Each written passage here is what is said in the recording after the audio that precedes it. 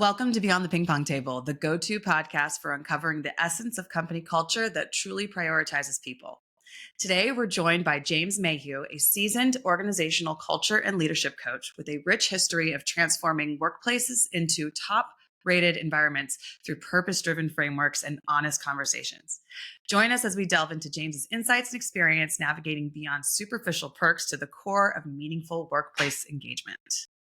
Thank you for joining us, James. Hey, it is a pleasure and honor to be here. Thanks for the invitation to do this with you today. And you're out in Iowa, correct? I am. I'm in the Midwest. I'm in eastern part of Iowa. Okay. All right. Great. We get a chance to meet with a lot of folks that are out here in California in the Bay Area. So it's nice to get a little change here. There you go. Sure. Yeah. Last we talked, you had injured your arm, right? I had, yeah, I don't have a great story to it, but I fractured my radius in a dumb accident while walking my dog. And wow. That technically that is almost to the minute we're recording this exactly 4 weeks ago. How's it doing?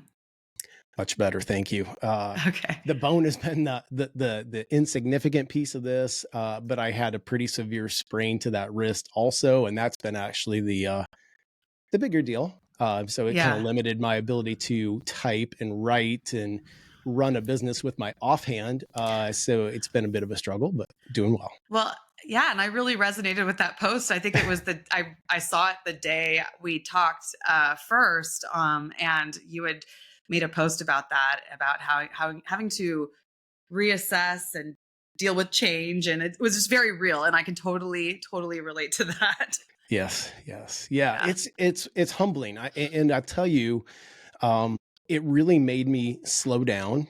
I had to really think through a lot of things because I still had client work booked. I mean, I had an overnight session, a workshop for 2 back-to-back days with a client a couple hours away. So rather than try to get up super early like I normally would and drive there, I got a hotel, stayed there, minimized that. But it was, I had to really think things through because, I've been married for 30 plus years.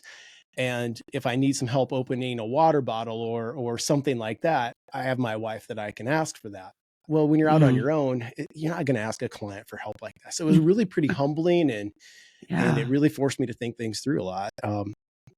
Just even including like, what can I wear? Because I have to, there's not going to be anybody to help me get ready for my client work. So.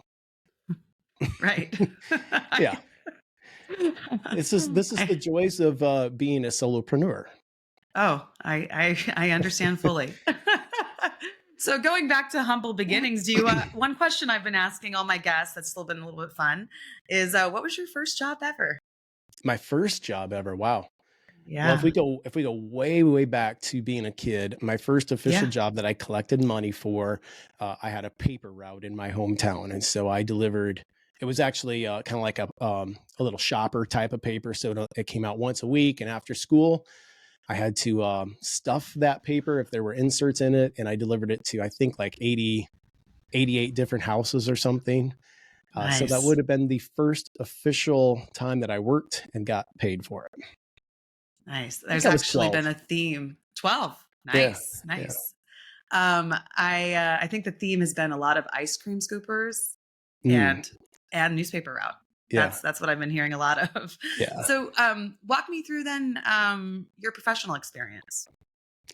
Well, I've done a pretty eclectic, varied background in professional experience. I have owned, I don't really necessarily call myself an entrepreneur, but I have owned my own business multiple times. So I have the very first venture into my entrepreneurial career, I guess, if you want to call it that, is photography. So I owned and operated a portrait studio, shot weddings, graduation photos, family pictures, things like that. Did that for a few years. I love photography, still do to this day.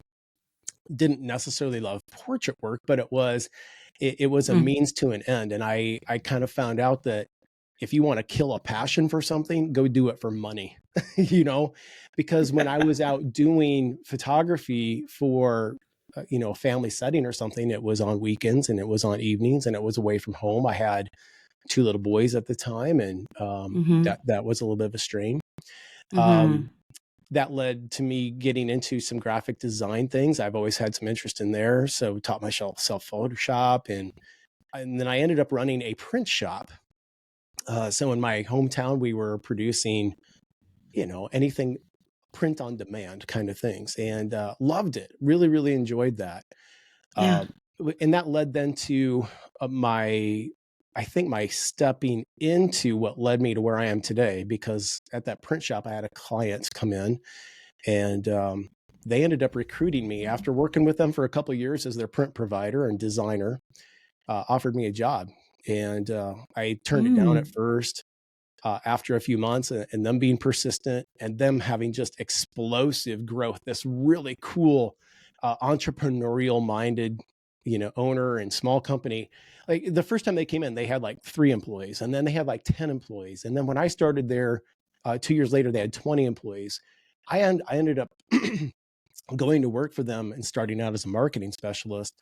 That grew into management, but it was in that job that got me into the work around leadership and culture design. And I'll keep this story real brief here, but the founder had been talking about a new role that they were creating. And this had been going on in some management meetings for, a few months. And he came in one day and he said, honestly, my view of this role has changed. It's a VP level role. We were a small company still, like 50 employees, somewhere in there. And but he said it's a leadership role. It looks like this, and he redefined it. And I instantly thought, man, I want to do that. And so after that meeting, I went into knocked on his office and said, "Hey, you got a second?" And I shut the door and I said, "Yeah, you invited, you know, um, somebody to throw their hat in the ring. I want to throw my hat in the ring, and I'm pretty sure I'm not the person you were thinking of, but here's what we need to do. We need to do these 2, 3 things." I can't remember exactly what I said. And he kind of Mhm. smiled and he said, "Jim, you're exactly who I was hoping would come, and volunteer, but I wasn't going to ask you for it." And I looked at him and he kind of looked back at me and I said, "So what does this mean?" He's like, "Well, let's give it a shot." And that led it to me becoming VP. I think at the time we called it VP of mission and culture at that company. And I Okay. stayed in that role for, I don't know, several months, and then maybe a little over a year. And then it elevated into a chief culture officer role. And that was where I really got my feet wet in doing what I'm doing today with my clients. Interesting. Okay. So what was I guess the shift like as someone who also came from the corporate world, um what was the shift to start setting out to do your own thing? Well, there's a lot to that question. It's a great Ah, question. yeah. I think there's chapters in our lives. I'll say it this way. I'm going to talk in kind of an ambiguity for a minute, and there's seasons or chapters to your life, and you realize that sometimes those come to a close. Sometimes it's because we want them to, and sometimes it's because they need to, and we're not really sure that they should. Right. Mm. This one was kind of a mutual, maybe a blend of those two things, where I knew that I was itchy. I was wanting to move on. Mhm. And there was some things that we're talking about. I just had this conversation, literally met with one of my former workers. We haven't seen each other for 8.5 years. We had coffee for the first time this morning. We were just reminiscing. Yeah. And I said, I knew it was time to leave when the owner asked me to. Well, he didn't ask me to. He said, "Your goal is 100% employee engagement. That's my expectation of you." And I just looked at him and I said, that's an impossibility. I mean, if you're going to rate me on my excellence at my job of 100% employee engagement, first of all, we don't have a way to accurately assess that. Secondly, even if we do, it's not going to stay 100% at any point. I mean, and it just told me something, that we were on different pages about what this all Mhm. looked like. And that was when I decided that I don't think this is the place for me long term. And there were other things that were happening, but excuse me, in that 6 months time, I'm sorry, 6 year time that I was there, that last 6 months was rocky. And it wasn't a place that I believed in what I was trying to do and trying to set up with other leaders in the company. I had this really amazing role, and yet I wasn't getting the support the Mhm. mentoring, the things that I needed from the only person that could, and that was the owner. Mhm. Interesting. So it you weren't completely abandoning the role altogether. It was you're like, okay, I can do this better elsewhere and help other people. Well, that's what it came to. Mhm. I mean, I had that realization that I should move, and Mhm. when something stirs inside your soul, and for me, that's really what it was. It was a head game, but also a heart game for me. Decision making process. I had seen it coming for a while, fought it for a while, um, but I was like, what we're doing here is really cool, and I think we should. Mhm. I want. I felt called to be able to help other people do that, to help other business owners Yeah. do that. And just for reference for me, so what years was that position, that 6 years? Okay, so I started there as that marketing specialist in 2009. I think I Okay. moved into a management role in 2011 or something. And by Okay. the way, I have some stuff I should tell you about that that'll give some context here in a minute. But in Mhm. 2012, I think, or 13, somewhere in there, that's when I took on the chief culture officer role, and that lasted Okay. until 2015, so about 2 years. Okay. But Okay. here's that extra context. I'll give it to you Yeah. now because I I closed my print shop to go to work for this company in 2009.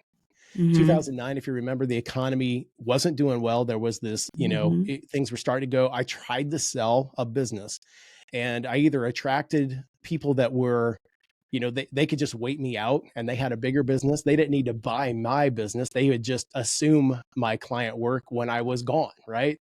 Or I Mhm. attracted the buyer that was too little or didn't know anything about it and wanted me to stay on to help train them. And I was like, it's just not really a possibility. But Yeah. here's what happened. I had all of this love and passion for my own thing. I go to work for this new company. I think, I mean, I'm in love. I have that honeymoon phase, and then I get there, Mhm. and I'm going to tell you, oh my gosh, it wasn't what I thought it was. And I had Mm. buyer's remorse by Friday of the first week. Wow. And I was, when we talk about employee engagement, we talk about toxic employees. I was that guy.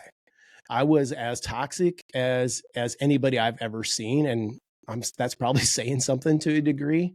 But I was not into what we were doing, and I just remember having an epiphany one day as we was coming home or back to the workplace from a lunch. I went with a couple of guys, and all we did was tear down the company, and this was normal at lunch. Mm. Tear down. Can you Yeah. believe we're doing this? This is stupid and whatever. And I remember I was riding in the back seat of the vehicle on the way back to the office, and I'm like, what am I doing? I didn't say that out loud. That was just this light bulb thing for me. And cold turkey, I was like, I am not doing that ever again. This isn't helping me. It's not helping people I'm working with. It's not helping this owner. Mm-mm. Why? And so I just had to lay down my arrogance, I suppose, if you will, and choose a different path. And that's when everything changed. Wow. Yeah. So I see when I work with clients now and I see toxic behaviors, even though people can be really good at masking them, trust me, I, Mhm. I, I know it. I see it very, very quickly because I was that person. Wow. Yeah.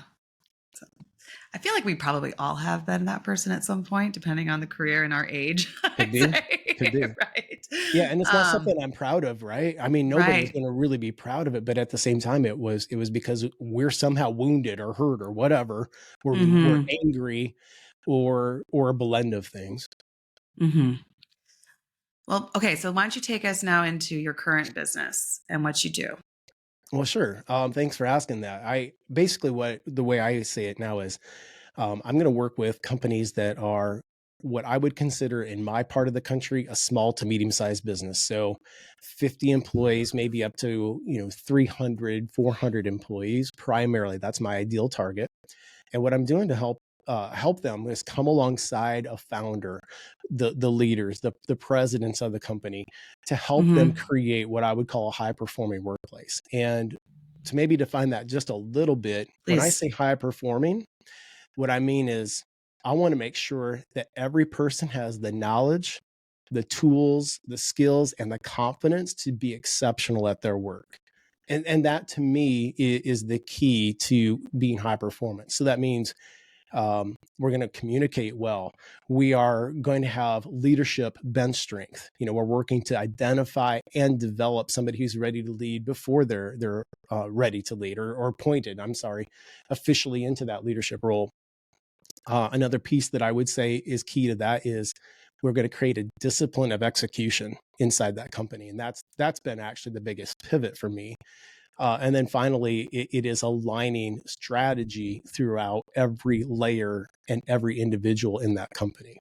And that effectively eliminates things like no one told me, I didn't know, I don't know what the priorities are. So anything that would be a lack of clarity that impacts our any individual's ability to perform with excellence, we're trying to surface that and give them a framework for it to work in. Mm-hmm. So you talked about, okay, so we all know companies strive to they have their values, sometimes posted on the wall. You talked to me before about the chief execution officer and this Yeah. execution. Can you go into that a little bit for me? Well, I think the big thing for me is execution in most companies is taken for granted. Another way to maybe say it is that execution is not intuitive. And I can confirm this in my own experience. I can confirm this in clients that I'm working with. We spend a lot of time building out a strategy. Mm-hmm. What's our 5-year vision, our 3-year vision? What's our plan for this year? Mm-hmm. And we break from those meetings, and it's almost like everybody knows what their marching orders are. But truly, most people don't have clarity about those things, and we get tossed back into the throes of the day. And here's this urgent thing to address, or this external thing happens and it takes us off course. And this happens at little levels and major levels all day, every day in most companies. And so, this concept of being a chief execution officer was brought to me by a friend, a colleague that helped me get started in a framework called Keen Link. And really what the idea here is that I'm going to help them instill this discipline of execution, which means everyone knows what's expected of them. They are clear on what the priorities are, and they know how they're doing. And if we can hit those 3 things, we don't have to worry about things like employee engagement anymore, because it's a given. It's a natural when we hit those marks. And that's going to help us with our goal, our strategic initiative, say for the year, because everybody's working on the right things and we're staying focused and disciplined on that. So that's the role that I kind of give myself when I'm working with a client. I usually don't use that term, but that's the mindset that I have and that I want them to adopt as well. Like that. So, what tactics do you teach your clients? I mean, we don't have to give all the secret sauce, but I'd Sure. love to get at a high level. Like, what tactics do you come in with? Well, I think, okay, so this is going to sound overly basic, I think, but as far as tactics, what I'm really wanting to focus on is that, let's say you're my manager, you and I create what I call, or what we call as part of Keen, a performance agreement. And it really consists of 3 things. And I probably don't have a lot of time to dive into those anyway. That's a whole like different podcast. But it consists of 3 things, which is we identify together my primary job responsibilities. And in just a way to explain that, that means we are not focused on what the tactics of the job are or like a job description. We press really deep into this and we say, what are the outcomes that it produces?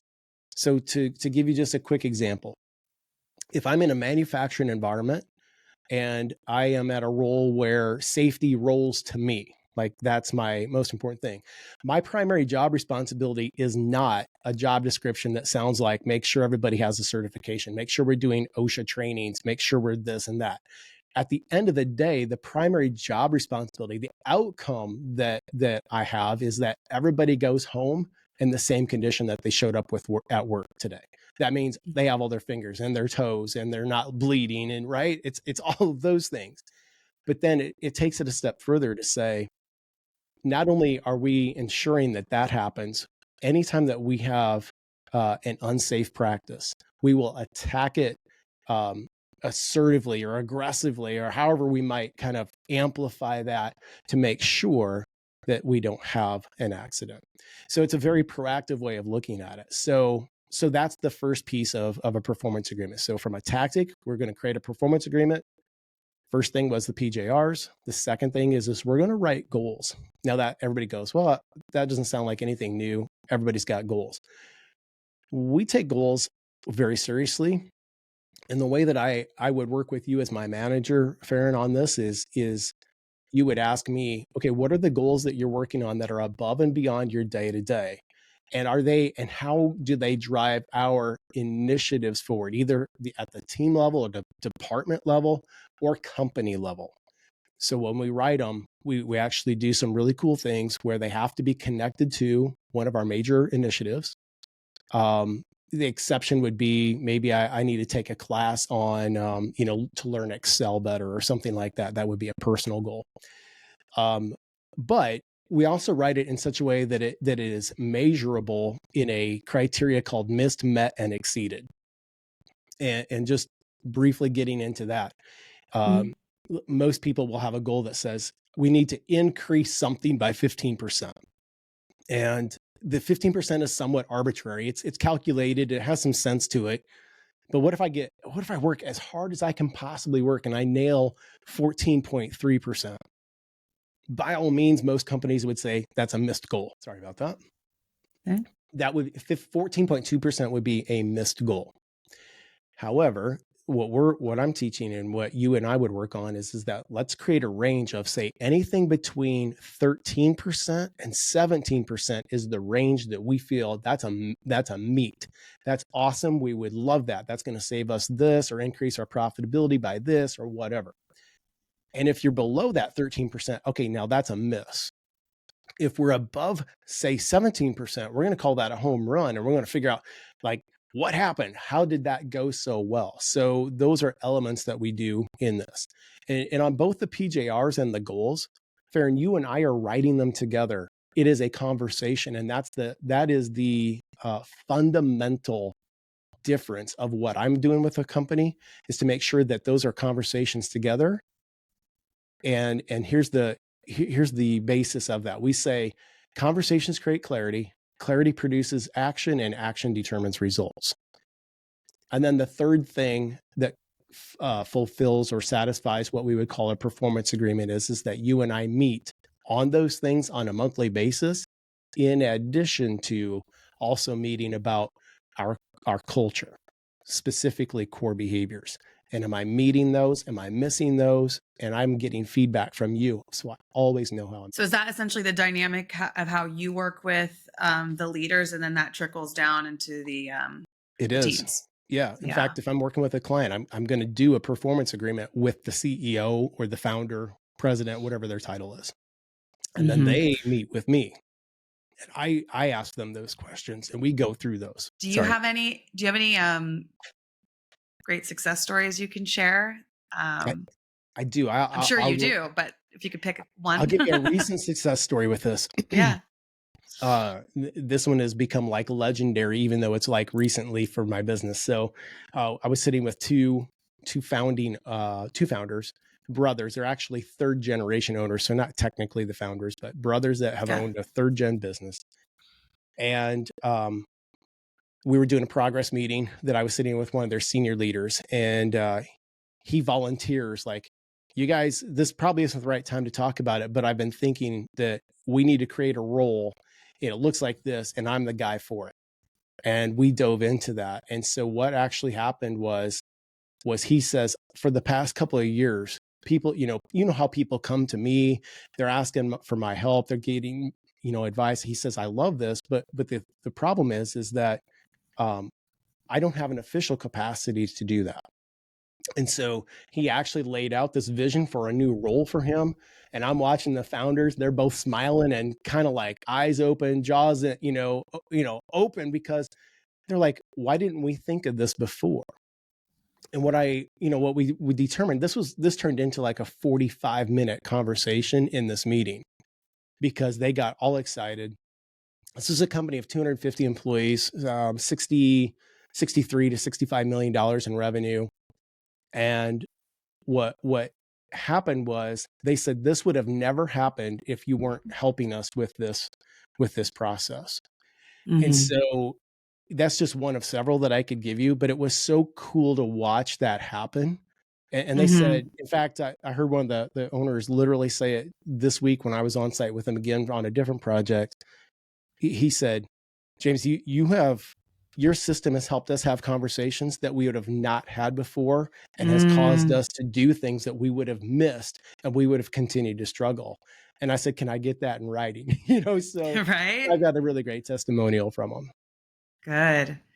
Okay, so that's great because I know you talk about having those two-way conversations, and you have this podcast called Confidence Covered by Humility that I got to take a listen to a little bit. Can you tell us a Yeah. little bit about what that means to you, confidence covered by humility? Well, it means a very important thing that I have found in my work, um, is that we all need to have a level of confidence and we all need to have a level of humility. And those things are not in opposition; they are in beautiful harmony when we're doing it right. So, for example, if I'm working with either a group or one to one with a leader, I'll say, what does it mean to have confidence that lacks humility? uh, Most people will say something like, well, it would make you cocky or arrogant or Hmm. you don't ask for help. And I Right. say, absolutely true. And we Hmm. play it out a little bit too. Have you ever worked for somebody like that before? What was it like? Have you ever tried to follow somebody, when they're the leader and they lack humility? What are the things that don't work well? And we talk that through. And then I'll flip it. I'll say, okay, have you ever been around somebody who struggles with confidence? And maybe they're overly humble and not, I mean, you can get to overly humble to the point where it becomes false humility, and Yeah. then that's full circle and kind of get you back into the Yeah. arrogance thing. but Yeah. but it's like, if somebody doesn't have confidence, nobody believes that they can get the job done. They don't want to, quote unquote, go into battle with them or to go take on the hard project because they're not sure that that person believes either in themselves, the team, or the entire company. So what we're looking for is a it's a moving number here, and I have no idea what that number is. It's going to be different for you, Farron, than it is for me. For example, right now, to be on your podcast, I want to come across as that I know what I'm talking about. I gave thought into what we might discuss today. I had my own mental prep in this because if I came across as not knowing those things, I would be a bad guest for you. It wouldn't be a fruitful podcast for you. So what I'm trying to say is there is a dynamic of this confidence covered by humility that changes maybe even out throughout the day. That I need to have more humility now. I need to be quiet. I need to ask the question. I need to not assume that I have the answer here. All of those factors. And there's going to be times when you're called upon to say, team, we've got this. I know this looks like a desperate time here, but we're going to get through this. I need ideas. What are your ideas? Versus maybe being overly confident and not asking the question and just say, hey, so we're going to do this, this, and this. And Farron, you go do that. And Susan, you go do that. And you start dictating and telling. No, that's not leadership. So confidence covered by humility wraps up so much for me, that I feel like it's actually become what I call my coaching program when I'm working with executives. I call it confidence covered by humility. So the podcast was designed to talk about situations like that. There's a faith piece for me that does come out in that podcast from time to time. And it was actually a phrase. I did not coin that phrase. It was a friend of mine that did. And I asked him permission. I'm like, hey, if someday you see a book on the airport shelf and it's called Confidence Covered by Humility by James Mayhew, are you going to be cool with that? And he's like, dude, you have that. Go and run with it. It means more to you than it did to me. So that was kind of the origin story. Love to know how you can assess that level of confidence when coming to a client that you're coaching. Yeah, is that something that you find leaders come to you, or do you assess that by what the team surveys or discussions? How do you get to that? This is a Uh, beautiful question. I don't know that there's, I mean, I'm not giving them an assessment, right, or anything like that. It is my own read of the moment, read of the person. But I will tell you this: if I've had to turn down jobs before, or I have left jobs and ended our professional agreement amicably for when I'm working with people who lack it, like so, if they have confidence but not humility, I can't work with them. right. And really, I would tell it to you. I like to use threes. So here's three words that I look for that I think help assess a leader's confidence and humility and what that ratio is. I'm looking for integrity. Now we Hmm. can see integrity. It's a word that gets used a lot, um, but we're looking for evidence of integrity. And so if I tell you I have high integrity, that's one thing. But if you see it through my responses or my actions or through the eyes of others, you can confirm it. Here's the next one. It's dignity. So unlike integrity, it's a word that I don't think we use all that much, but it is huge for me. And I would tell you that confident people that where it's covered with humility, they treat people with dignity. And that means they make them feel valued. They make them heard. They make them feel appreciated. They're interested in them as a human being, not just a means to an end to help them, get a job done. If you go out for lunch with somebody, if you go grab a coffee, you will see dignity either in play or not in play. And I'm always interested in that. So I like to do that with clients, especially if I'm going to coach them, in an executive one-to-one kind of way. The third word is prosperity. And how interested are they in creating an environment for people to prosper? Not just like in what they earn or financially, but are we giving them the tools that they need? Are they do they have workstations that or technology that's up to speed?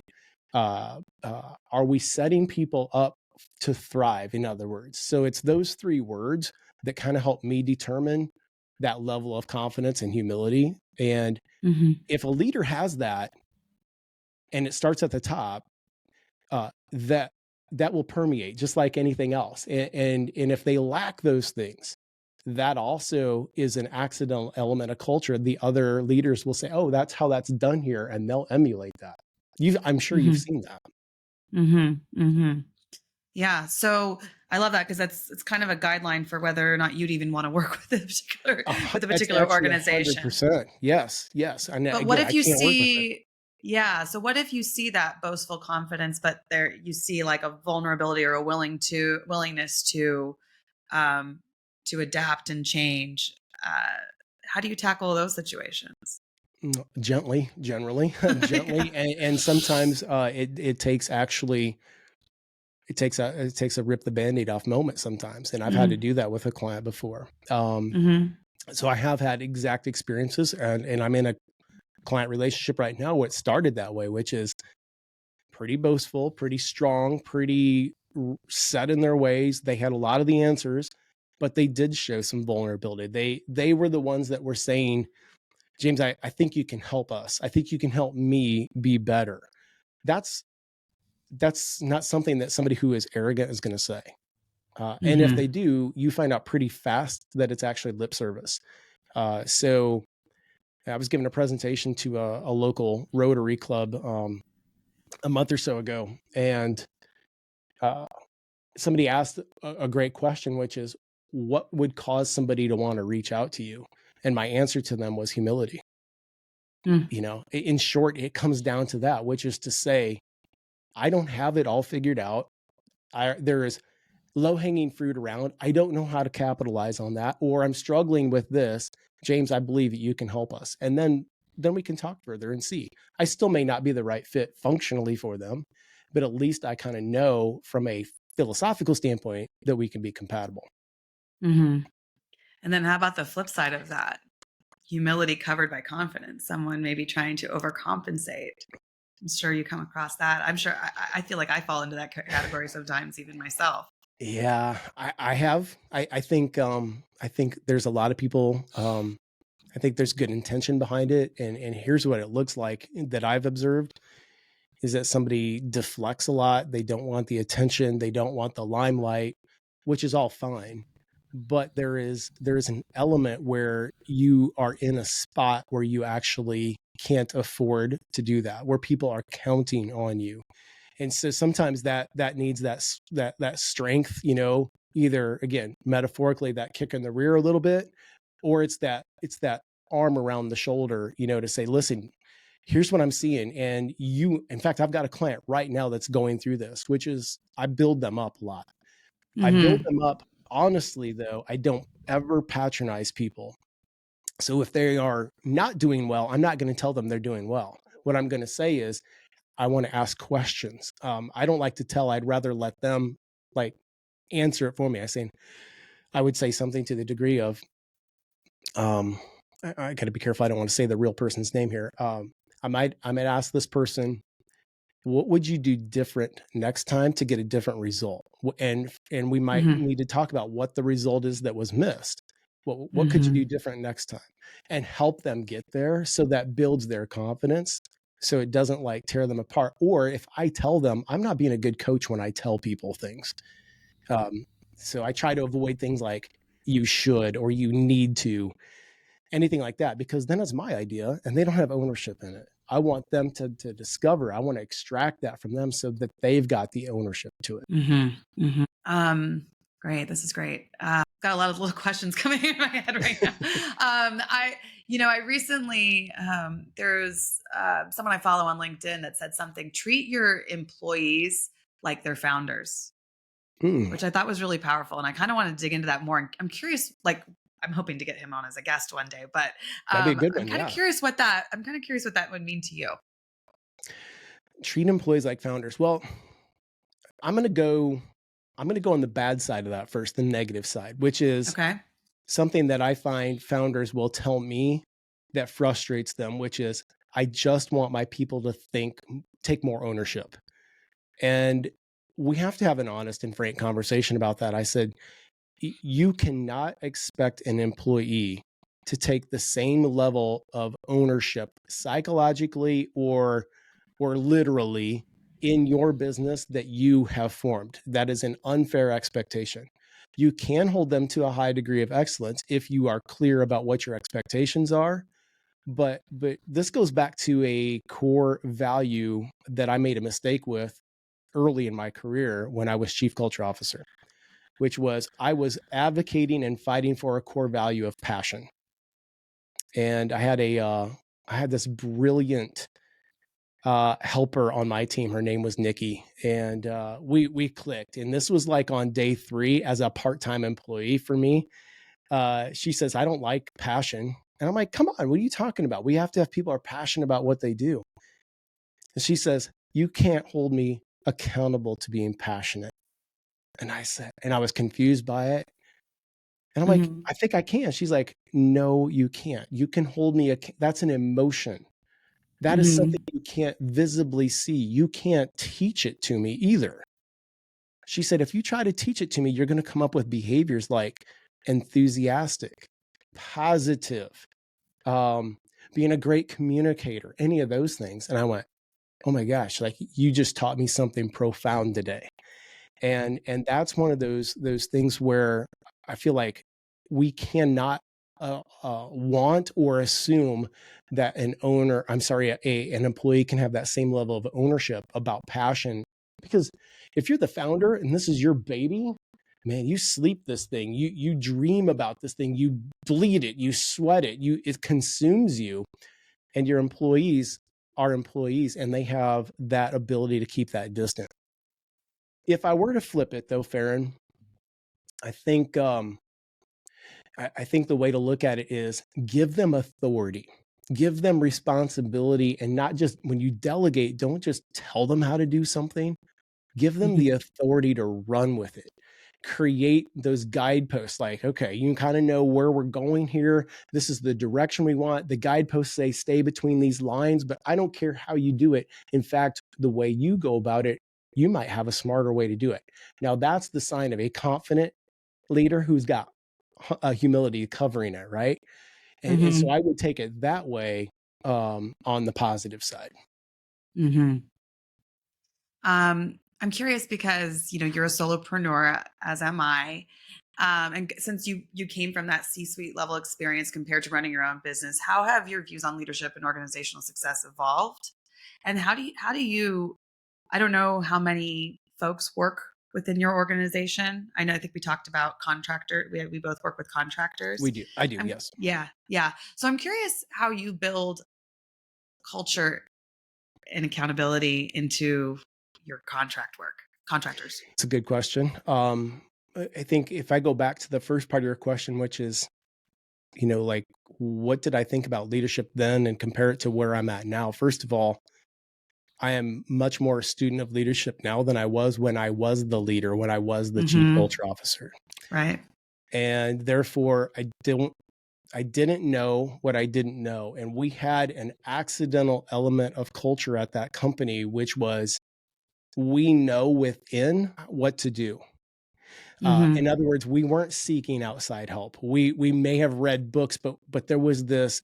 Again, I'll give you a new term today.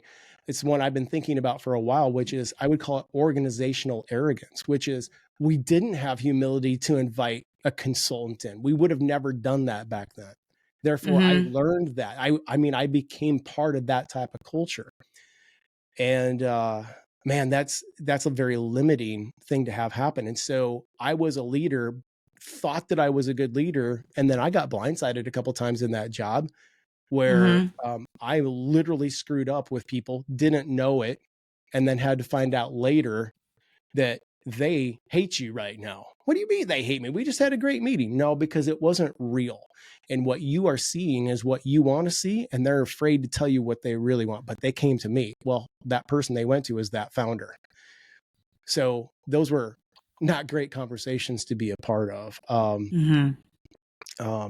I guess where maybe I would go with it when I think about, with aligning with other contractors now, I'm very selective, and I would use those same three words that I gave you earlier, which is integrity, dignity, and prosperity.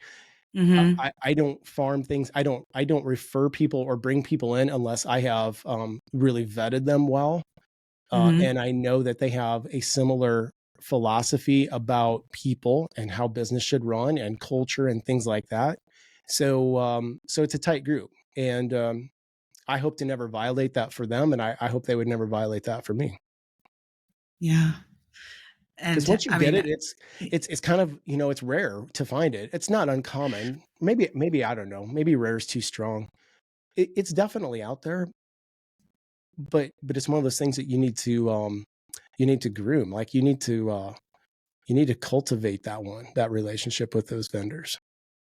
this is something I'm currently working on. That's kind of where the question stems from because I've had a lot of ups and downs with, I guess, the folks I've brought in, and it's tough because just like in any organization, it takes a lot, especially when you're a solopreneur. It takes a ton of your time to onboard. There's not a huge system or people in place to help facilitate that. It's really you at the end of the day, and yeah, so Well, it's something that's come up for me. well, here's something to consider, right? If you referred one of your clients to me for something, for example, and I do something that compromises, they're like, James did this, and you find out about it, and it's so out of line with what you would want, that client's going to also remember that about you. And it's going to cause Hmm. them to second guess, can we really trust Fair? Like, she sent us to James and James caused this damage to happen, or he treated our Right. people this way.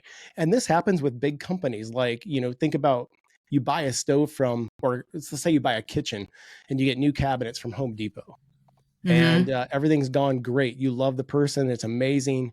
But then when your new kitchen is brought in, or whoever they bring in to do the delivery or the installation, they put holes in your drywall or scratch your floor, or they're completely unprofessional, or maybe they steal a piece of jewelry while they're there because they can. That's a Hmm. reflection now on the original vendor, and that relationship is potentially forever damaged. So it Hmm. has to be something you take serious. Hmm. Hmm.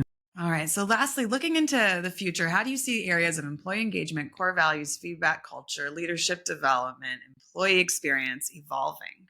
And what challenges and new opportunities do you anticipate for organizations aiming to enhance their company culture? Well, I think there's always going to be, right now we're in a situation in 2024 where we're in an economy where people have more opportunities to generate money on their own than at any point.